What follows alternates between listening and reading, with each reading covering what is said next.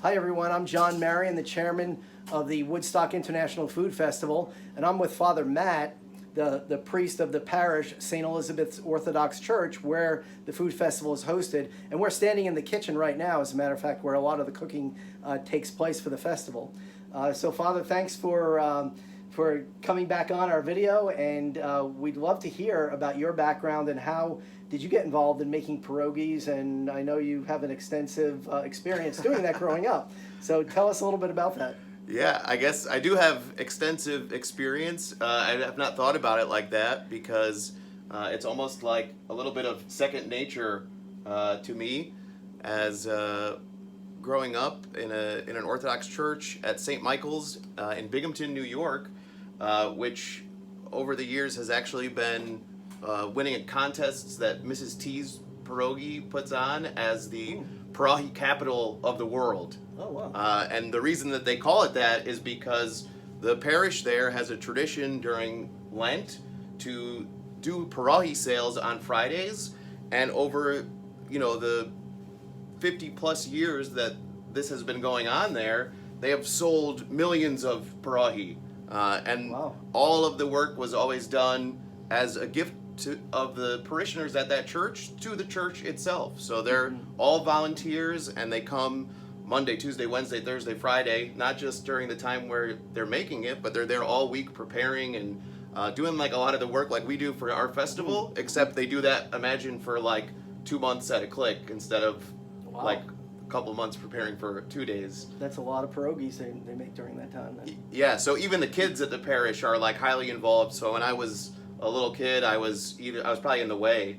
I know that some people would watch from Binghamton and say, "Oh yeah, he was a terror, running around in like Halloween costumes and things like this," which my son was here doing yesterday. So it all kind of continues. Spider-Man. Yeah, and that's like a beautiful thing for me to see. Was my son doing the same thing that I had the opportunity to do when I was younger, and so we were always there at the church during the pierogi season, doing that work, cooking and cleaning, and really a labor of love for many, many years. And so I learned how to pinch the pierogi, and if I did it poorly and it was going to fall apart, then the ladies who were working there would have yelled at me and told me to get away. So you either had to learn how to do it right, or you got to find a new job.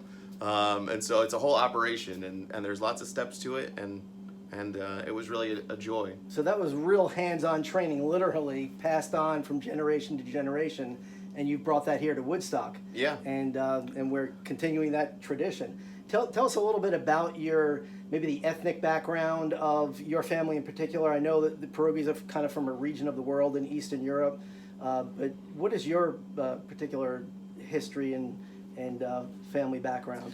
Yeah, so my grandfather would have said that we are Rusin, which is a term that's probably really confusing for a lot of people because it's a place that never had its own country. So its own kind of distinct ethnic group within parts of Eastern Europe. It would be in Slovakia and Ukraine, even parts of Romania and Poland where the Carpathian Mountains are. And so people that lived in this region all shared a similar culture and a similar dialect, way of speaking, and customs, and part of that was the pierogi, which are made in this style. You can go to other countries and they'll call something a pierogi or a pierogi, and it might be the exact same thing, or it could be something totally different, because depending on where you were, but all of them are kind of like dumpling-filled things and it could be filled with anything. These are potato and cheese, but sometimes people have different things, even fruits that they put into the pierogi.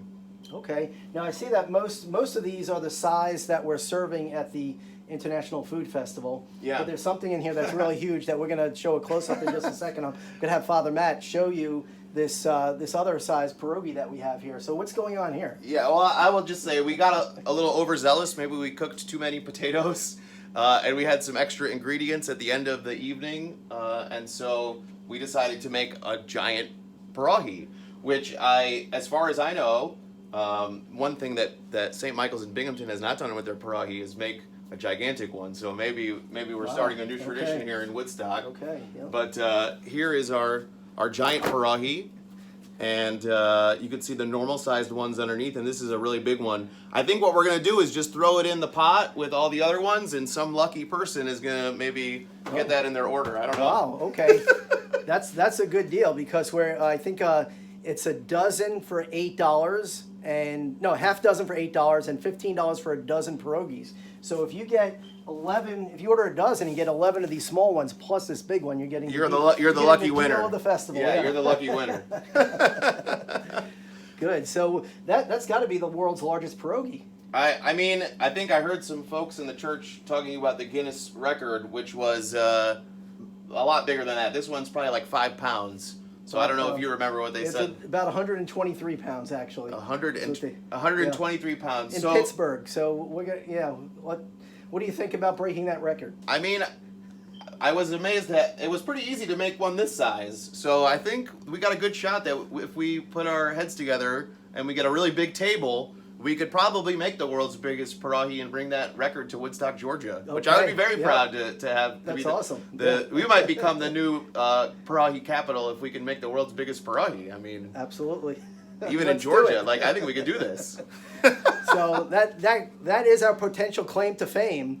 The world's largest pierogi, Guinness Book of World Records. That's kind of on our radar screen right now. Yeah, we're going to have to make some contacts with the people at Guinness and just, find out what we have to do to make this happen, because I think that maybe for next year's festival, we could have the world's biggest pierogi. I would be very excited to do this. Okay, good. So if you have something interesting to say about there, any questions about the world's largest pierogi, in addition to anything else we've talked about, comment below. And if you have a question for Father Matt, ask that question and we'll get that answer to you. So in closing, is there anything else you'd like to mention about pierogis or anything about the food festival? It has really been a joy to bring this tradition down to the Georgia area and to see people from all kinds of different backgrounds, whether they've heard about a pierogi or they have tasted it their whole life, or they've never heard of it, never tried it. All the people from the church coming from the different ethnic backgrounds are getting together and learning from one or two folks how to make these and really the joys of eating them. And so if you have had this your whole life, you will be pleasantly surprised to enjoy something that maybe you haven't had in a long time. And if you've never had it before, you'll be in the same boat as many of the parishioners from St. Elizabeth's, and you can try it for the first time, and I think you really won't go wrong. Great. Well, thanks for watching, everybody. We'll look forward to seeing you at the Woodstock International Food Festival. Order online now and come by and pick it up this week. Pick up your order this weekend on Saturday or Sunday, October 10th or 11th. Thanks. Thank you.